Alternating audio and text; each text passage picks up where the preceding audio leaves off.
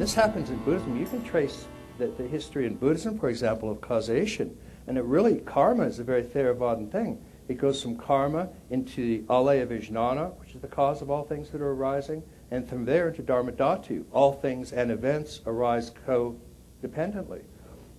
Strangely, it's the same kind of thing. How do you get the infinite and the finite together? And how do you get that feeling that you have right now into this unbelievably small, painful box you call you? And that's the dilemma that we're talking about. It's because the small little thing called you, bad and evil things happen to. And then what do you do with this infinity that's letting that happen?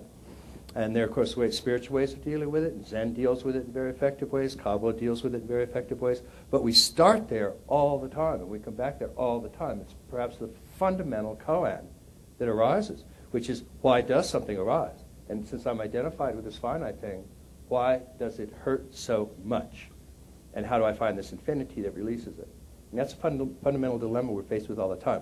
The fundamental koan about that, there are two versions, but they lead to the same place. What is God? Who am I? They both have the same answer. But you really, really have to look very carefully. So just on that point, let's try and go one step further, and from that point, I'm going to kind of open it up a little bit, and just different people I spoke to before or didn't, Patrick and Sally, Tammy, Fred, and I just kind of hear a little bit, just voices on this kind of living in a world with pain and suffering, right? Kind of holding a view of spirit. Kind of how do I hold that together? Just kind of throw a couple of things into the conversation, then we'll kind of open up. And I just want to just again invite everyone just to kind of hold the center, okay? Kind of two people kind of go off center, something shifts, just kind of hold the center that we're just doing so beautifully, really having a Messiah is here in the room conversation. So first, let me maybe just give it to you in an image, right? There was a great meeting of, do you remember Brezhnev? Sure. Anyone Brezhnev? Yeah. Right, Brezhnev. He was Jewish. You good man. He was Jewish. Yeah. He was Jewish, yeah. So anyways, so he was in the Soviet Union, and he went to visit, if you remember, Jaruzelski in Poland, when Lech Walesa was kind of emerging, Solidarity.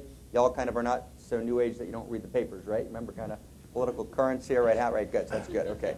So here we go. So he's going to visit him, and actually, it's a real story. He actually needs to bring him a present, right? Because when you visit someone, there's a real kind of custom that you bring a present, which is very important.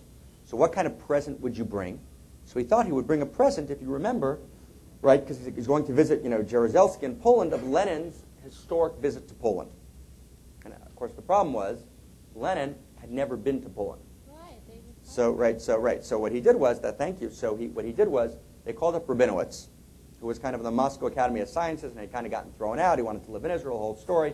And they kind of say, Rabinowitz, could you please solve this problem? He makes a deal, kind of Jewish, cuts a deal. Right, okay, I'm allowed to say those things, you're not. Right, okay, so, and he kind of, okay, so fine. They come in 3 weeks later, inner sanctum of the Politburo. Right, there he is, kind of, Rabinowitz, easel, draped cloth, kind of beautiful picture. They take off the picture. Brezhnev's there, gathered with the whole Politburo. And what do they see? A man, woman, decidedly undressed in a particular, we'll call it tantric pose. Okay, and like everyone's like, oh my God, what's going on here? And so someone kind of yells out, I don't understand. Who's that man? And so he says, well, that's Trotsky. And then someone else, I don't understand. Who's that woman? Well, that's Ilya, Lenin's wife. And Brezhnev can't say, where's Lenin? Lenin's in Poland. Okay. So the reason I told you that story, a little slow on the side.